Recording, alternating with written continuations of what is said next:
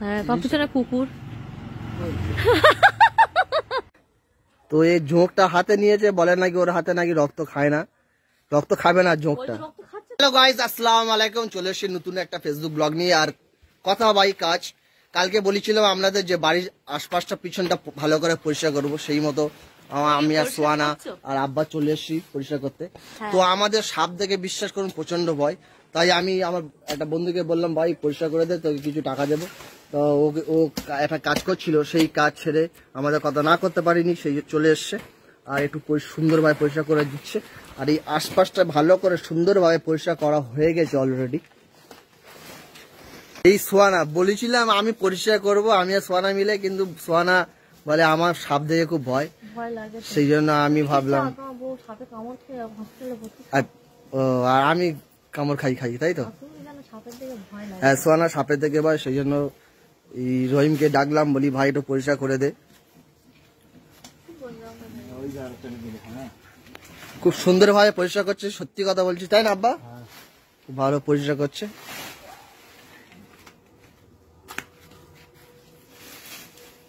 তো দা লাগছে না রে ভাই, হাত তোর একাই কাঁপি তোর। এই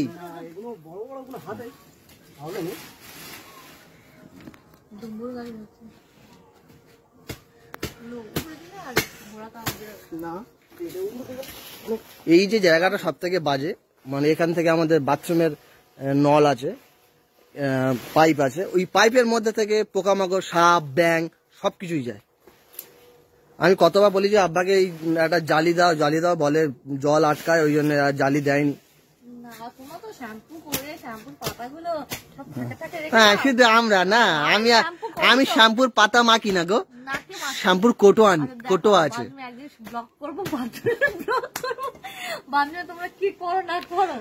আমি তো পাতা ব্যবহার করি না, পাতা ব্যবহার করে মা আর আব্বা, আমার কোটো ব্যবহার করি।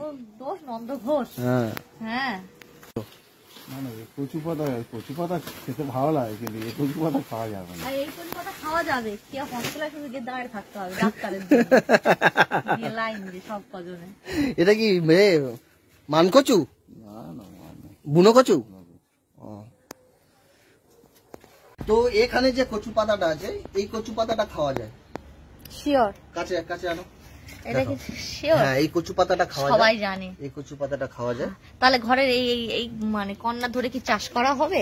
কচু পাতা তো অনেকে চাষ করে, মানে কচু পাতা আগে মানে মাঠে ঘাটে এত পরিমাণে হতো, মানুষ খাওয়ার লোক থাকতো না, কিন্তু এখন মানুষ খেতে চায়, কিন্তু কচু পাতা পাওয়া যায় না, হাটেও বিক্রিও হয় না খুব একটা। খাবে কি বলো না? হ্যাঁ, তাহলে শেফালি বললে, মা শেফালি বললে তো লাগে না, ধারণার বাইরে, অসাম সবকিছু ফেল।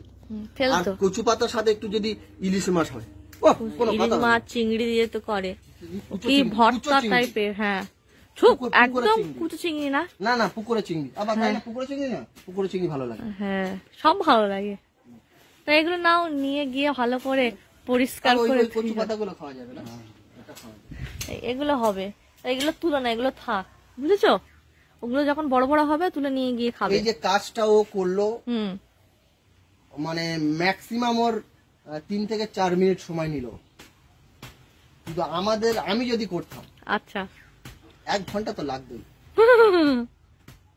এই কাটতে গিয়ে ও বাবা, হ্যাঁ, এটা কি? হ্যাঁ, তার পিছনে কুকুর।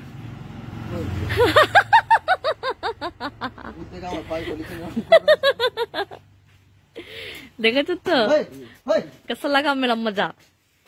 बहुत बढ़िया।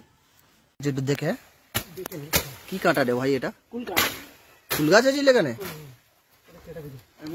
হ্যাঁ, তো এই ঝোঁকটা হাতে নিয়েছে, বলে নাকি ওর হাতে নাকি রক্ত খায় না, রক্ত খাবে না ঝোঁকটা। কোথায়? হ্যাঁ, এই দেখো,